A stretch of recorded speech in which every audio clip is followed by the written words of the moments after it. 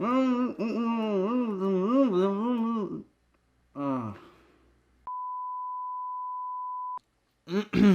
disais donc salut les Tok'vor et bienvenue dans mon nouveau décor. Alors rassure-toi, la déco Ryu Soldier n'a pas disparu, elle est là, les Russols sont là, tout va bien. Je me suis juste fait un petit décor spécial additionnel Bangai Hero justement pour le thème de cette émission. On les adore et on les attend toujours avec beaucoup d'impatience quand la série commence. Aujourd'hui, je vais donc te parler des Rangers additionnels et supplémentaires. Alors oui, attention parce que les mots vont être importants, parce que quand on parle de Super Sentai, c'est un sujet super épineux et rigoureux, la classification des héros. Donc si Power Ranger, on s'en fout un peu, eux c'est 6ème Ranger, même si c'est pas forcément tout le temps vrai, pour le Sentai, il y a des règles carrées. Qui sont donc ces fameux héros? Ce sont tout simplement les héros qui viennent s'additionner à l'équipe de base. Donc équipe de base qui peut être composée de 3, 4 ou 9 membres dans certains cas. On distingue deux catégories majeures. Donc tout d'abord les rangers additionnels, ceux qui viennent vraiment s'additionner à l'équipe. Donc oui, c'est ceux qu'on appelle plus communément les 6ème rangers, même si au Japon ce n'est plus du tout vrai depuis quelques années. Et ensuite on a les Bangai Hero, c'est-à-dire les héros supplémentaires qu'on a comme ça pour le plaisir. Gokaiger a été clair avec ça, donc on va essayer de faire le point là-dessus et je vais essayer de classer les héros qui sont après Gokaiger, étant donné qu'on n'a aucun mot officiel de Toei pour après Gokaiger. Bon, on va essayer de faire notre petite soupe. Étant donné qu'ils arrivent avec leur propre scénario et leurs propres points clés de l'histoire, attends-toi bien sûr à quelques spoilers.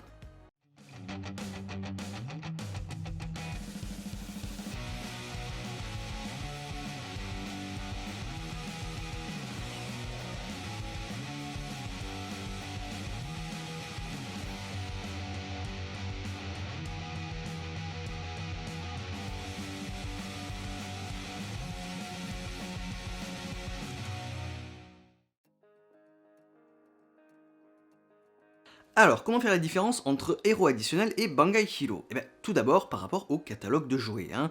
Les additionnels, j'allais dire 6ème, sont largement mis en avant dans les catalogues de jouets, alors que c'est pas forcément le cas pour les Bangai Hero. Ensuite, les additionnels sont généralement les premiers à apparaître, avant les Bangai, s'il y a des Bangai dans la série, parce que c'est pas tout le temps le cas. Devant s'additionner véritablement à l'équipe, les costumes des héros additionnels est généralement très proche de ceux de l'équipe de base.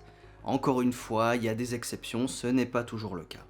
Comme je l'ai dit tout à l'heure, ils arrivent avec leurs propres histoires et révélations qui viennent relancer l'histoire qui, avouons-le, après une quinzaine ou une vingtaine d'épisodes à casser du monstre en caoutchouc, perd un petit peu de son intérêt, donc il faut bien un petit moteur pour relancer ça. Voyons donc qui porte officiellement le titre de Ranger additionnel.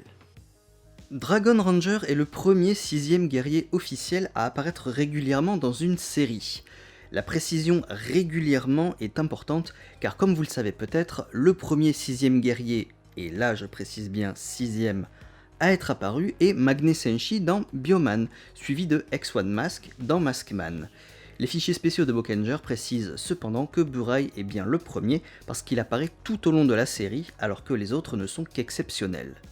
Si ces guerriers n'ont pas forcément besoin d'être les 6ème membres de l'équipe pour être classés dans la catégorie additionnelle, je pense notamment à Abar Killer qui est le 5ème membre de l'équipe, que peut-on dire de Big One et Geki Chopper? Chopper n'apparaît pas sur l'armure de Gokei Silver, il n'est donc pas considéré comme additionnel alors qu'il en a absolument tous les codes.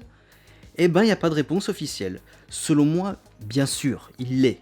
Mais officiellement, on sait pas. Dragon Ranger est donc officiellement le premier. Réveillé de son long sommeil par Bandra, Burai commencera par être un formidable ennemi pour les Rangers avant de les rejoindre. Kiba Ranger est un jeune garçon espiègle de 9 ans qui adore être un héros. L'histoire de Ko se développera quand on apprendra le secret de la marque sur son bras. King Ranger est le protecteur personnel de la princesse Dorine. Il était le héros légendaire qui a repoussé Bacchus de la Pangée il y a 600 millions d'années. Mega Silver est le chef du Space Mega Project Dynet. Très désireux de combattre aux côtés des Mega Rangers, Yusaku a volé le prototype de leur tenue de combat pour aller les aider. Timefire est le rival arrogant de Tatsuya. Naoto est rapidement devenu le leader des City Guardians grâce au fait justement qu'il soit devenu Timefire. Autrefois, Gao Silver a accepté la malédiction du masque du loup pour vaincre le chef des Orgues. Shirogane est libéré de son emprisonnement et de sa malédiction des siècles plus tard et sera un allié de poids pour les Gao Rangers. Ayant renoncé à sa véritable identité pour protéger Dame Gozen, Shurikenger a pour mission d'unifier les styles ninja des Hurikenger et des Goraigers. Le docteur Nakadai est un génie absolu de la médecine. Vite blasé que plus rien ne fasse vibrer son cœur, il trouvera cependant un grand intérêt à devenir Abar Killer. Deka Break est un jeune officier des Tokyo arrogant. Tetsu s'adoucira au contact des Deka Rangers et apprendra à véritablement travailler en équipe. Emprisonné sous la forme d'une grenouille suite à son combat contre le traître Raigel, seul le baiser de la magicienne bleue a pu libérer Magishine de cet enchantement. Sungel prend donc la décision d'apprendre tout ce qu'il sait en matière de magie aux jeunes Magirangers. Les Takaoka sont des chasseurs d'Ashu de père en fils. Akashi réussit à convaincre Eiji de devenir Boken Silver et à lutter contre sa malédiction. Hiroto et Miu sont Gohan Gold et Gohan Silver. Richissime héritier de la famille Suto, ce frère et sa sœur sont des sportifs de haut niveau et ont été choisis par Toripter et Jetras pour défendre la Terre.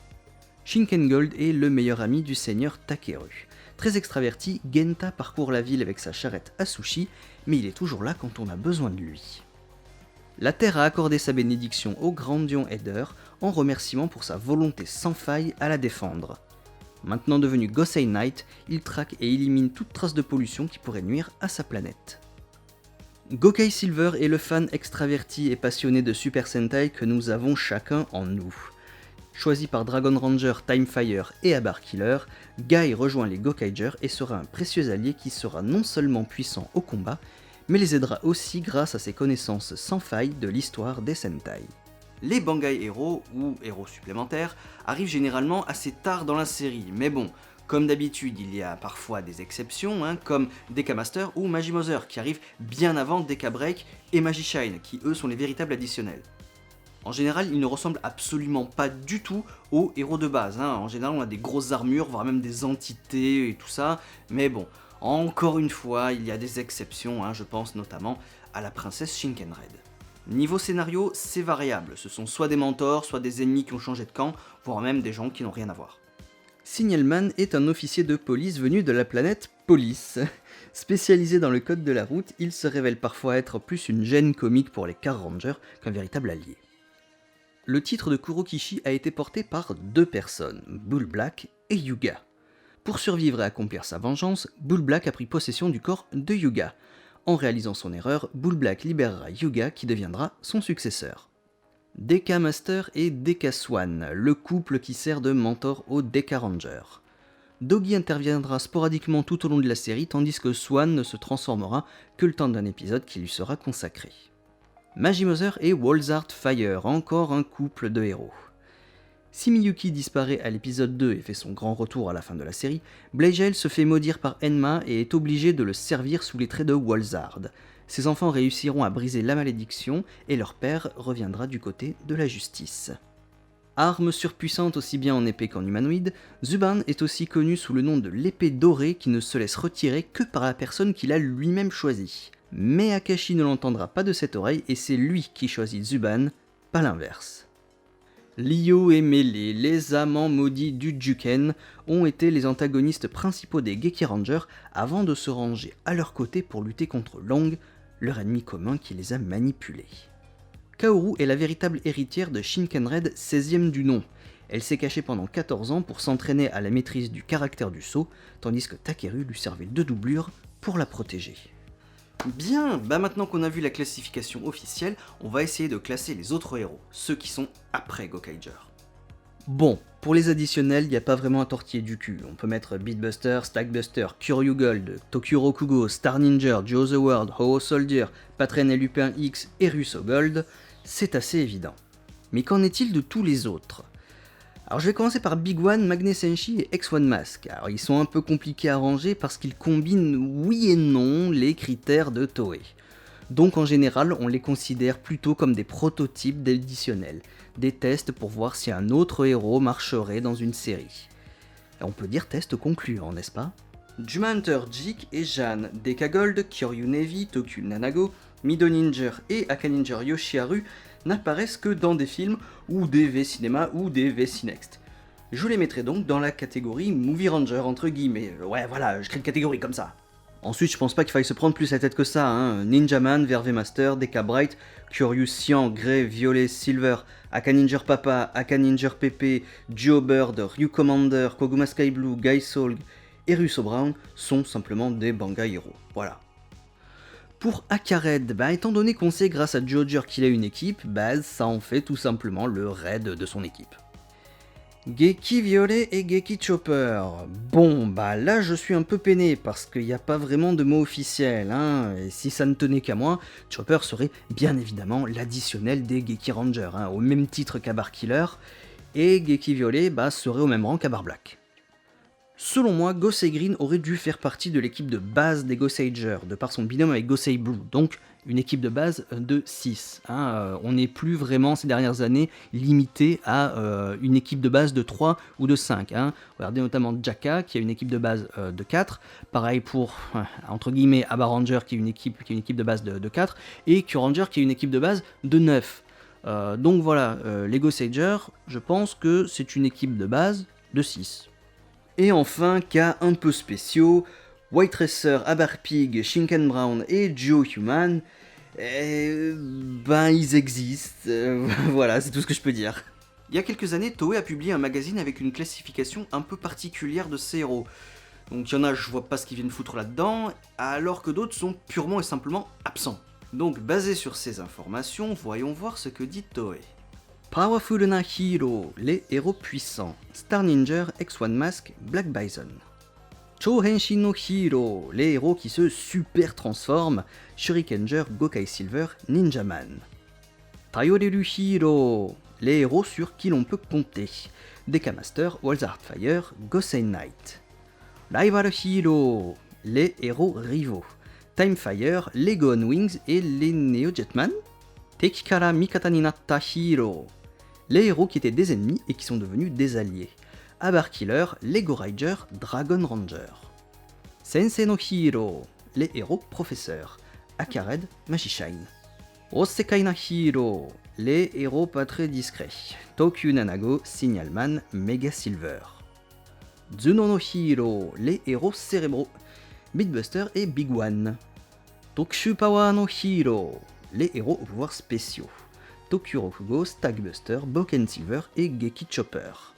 Kenshi no Hero, les héros épéistes, Kyoryu Gold, Kurokishi, Shinken Gold. Speedo Hero, les héros rapides, Kiba Ranger, Geki Violet, Gao Silver et Deka Swan. Toshin Hero, les héros qui chargent ou qui foncent, King Ranger, Green Sai et Deka Break. Je suis plus ou moins d'accord avec ce listing. Tout d'abord, j'ai l'impression qu'il a été fait pour le LoL, et plusieurs héros pourraient très facilement appartenir à 2 catégories, voire même à plusieurs. Black Bison et Green Sai sont là. Pourquoi? Alors oui, ils sont arrivés tard dans la série, hein, mais est-ce qu'on peut véritablement les catégoriser comme additionnels ou Bangai? Attention, hein, parce que en ce cas-là, les Go Ranger aussi, et Gohan Green et Gohan Black aussi, hein, parce qu'ils ont des changers différents, ils ont des costumes très légèrement différents eux aussi, et pourtant, Gohan Green et Gohan Black, ils sont pas là, hein, donc... Waouh. À la rigueur, on pourrait créer une catégorie semi-additionnelle, hein, avec Abar Black, Geki Violet, les Go Ranger, Green Sai et Black Bison, si vous voulez. Bon, ça n'a absolument rien d'officiel, quoi. Et on pourrait se poser la même question pour Geki Chopper, parce qu'apparemment, officiellement, il est pas additionnel. Alors, faut pas déconner, hein, il l'est, hein, au même titre qu'Abar Killer, Chopper est l'additionnel des Geki Rangers, hein, quand même. Mais bon, qu'est-ce qu'il fait dans ce listing alors? S'il n'est pas additionnel, mais qu'il est véritablement additionnel, voilà, donc franchement, ce listing, c'est sympathique pour voir un petit peu leur caractère, leur spécificité, mais vraiment, pour les classer, catégoriser, non, il y en a qui manquent en plus, hein. La liste n'est pas complète, pourquoi on te rajoute les Neo Jetman, pourquoi on t'en oublie certains autres, voilà, donc c'est très chelou. Enfin voilà, au moins on sait comment Toei classe ses différents héros. Si cette vidéo t'a plu, n'hésite pas à lâcher un petit pouce bleu, n'hésite pas à visiter heroshop.com pour toute l'actualité du toku et à nous retrouver sur nos réseaux sociaux. A bientôt, ciao.